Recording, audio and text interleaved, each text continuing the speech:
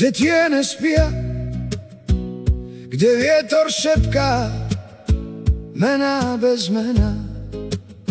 Rastú modré rúže z tajomných snov, ich vôňa je chladná jak mesačníkov.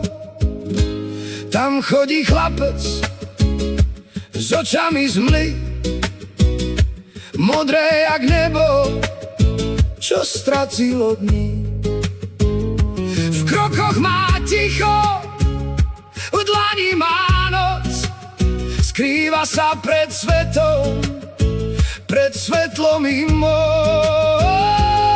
Keď slnko zomiera za obzorom dní, záhrada ožíva, dýcha a znie, lístky sa chvejú jak tlkoty srdca, temnota spieva jemná, čo pýta si krv. Modré ruže v srdci noci kvitnú, modré ruže chlapca neprepustnú. Modré ruže vo mne stále znejú. Modré ruže, keď sa tiene smejú. On prejde pomaly popri stenách snov, na prstoch mu sedí chlad starých slov.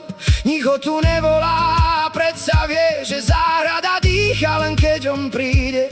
Pod listom sa schová, pod tmavým mrakom, na perách má prach z dávnych zázrakov. A keď sa rozplače len jedno oko, modré rúže sklonia sa hlboko, hlboko. Keď slnko zomiera za obzorom dní, záhrada ožíva, dýcha a znie, lístky sa chvejú jak tlkoty srdca, temnota spieva jemná, čo pýta si krv.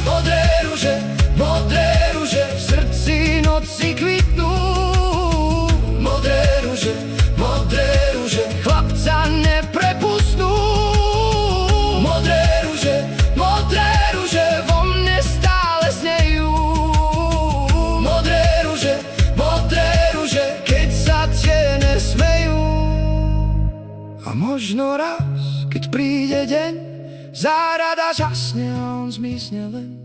No kým je noc a kým je chlad, modré ruže budú jeho